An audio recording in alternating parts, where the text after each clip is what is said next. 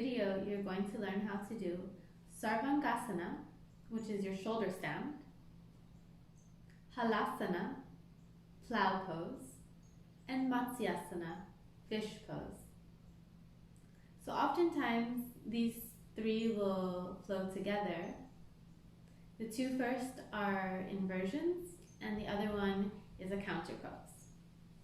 So to get started, we are going to begin with our shoulder stand, our Sarvangasana, laying down on your back.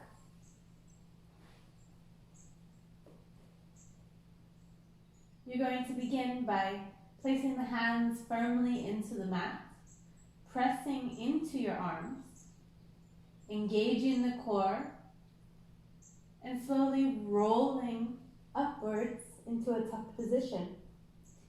Placing the hands on the lower back, making sure the hands are spread wide. It's very important to keep your head straight in this, and your neck always in line.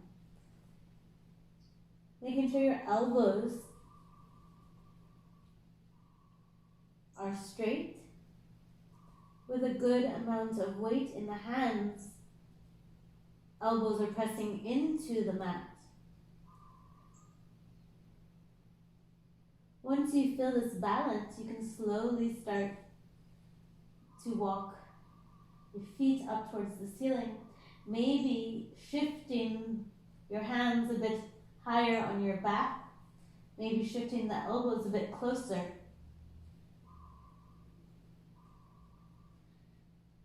Really trying to find this straight line between your toes and your hips. Shooting your legs upwards, engaging through the legs, having energy through the legs. Making sure the head is staying straight, the neck is long. You can take different leg variations here.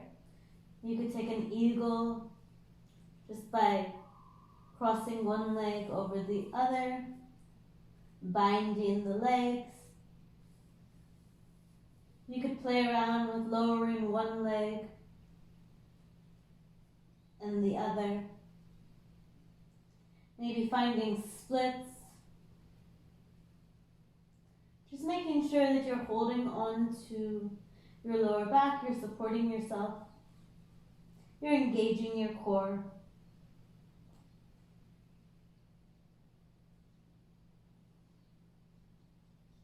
Next, we're going to move on to our plow, our halasana.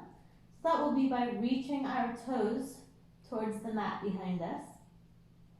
Keeping the hands on the lower back, but guiding yourself down. So a bit lowering your spine. And then reaching the toes towards the mat behind you. You really want to straighten your legs, reach them as far as they can go. Your hands can stay on your lower back or placing them into the mat below you, pressing your hands into the mat for a bit of support, or interlacing the arms. Again, the neck is staying straight, the legs are trying to straighten. Your toes are pressing firmly into the mat if that's available for you. If you are not flexible enough, maybe you will have a block that you could place behind your toes to rest on. But ideally, placing the toes into the mat.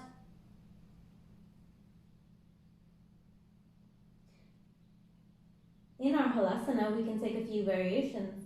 So maybe walking the feet to one side,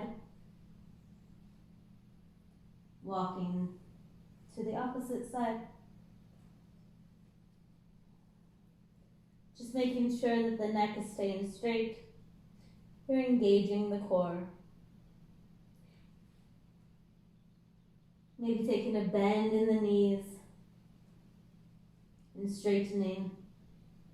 It's always nice sometimes to play around between the two, so going back into your shoulder stand and then lowering into your plow. So these two will oftentimes go one after the other, going into your shoulder stand and then releasing into your plow. Now to come out of this, placing the hands back on the lower part of your back, guiding yourself down. So making sure you're rolling through the vertebrae, that you're not collapsing. Once you come down to the mat, maybe you need to keep your knees in, maybe you are rolling with your knees bent. But once you lower your back to the mat, engaging the core and trying to use your core to lower the legs, keeping them straight or bending them, but making sure not to just flop down.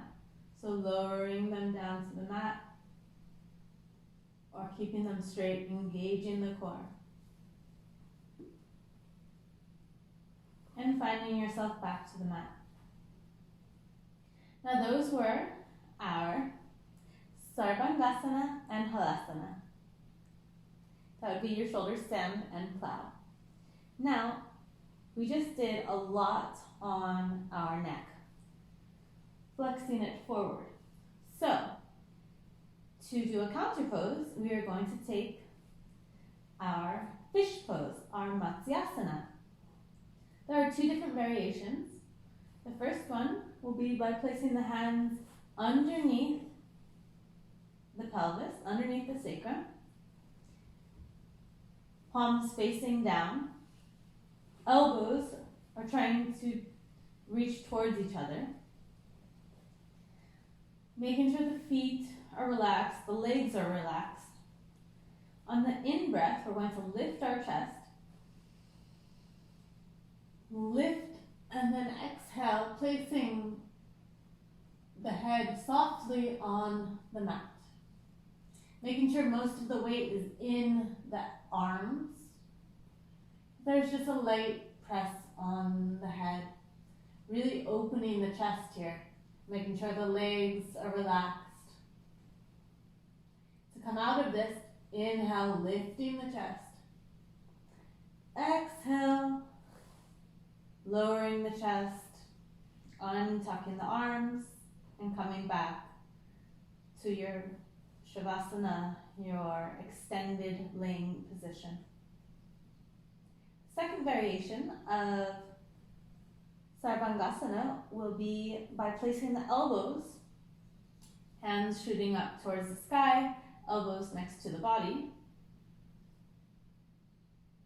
So really pressing the arms into the mat, keeping this straight line here, keeping the elbows next to the body, lifting the chest on the in-breath, so.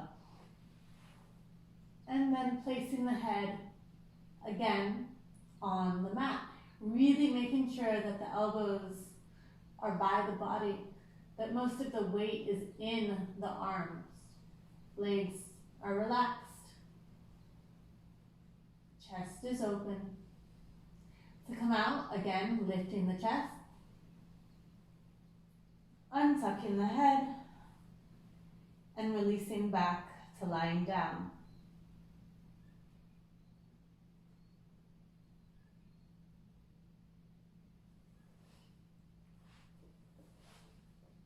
And there you have it. That was your 3 moves connected. You have your shoulder stand, your Sarvangasana, Plow, Halasana, and fish pose, Matysasana.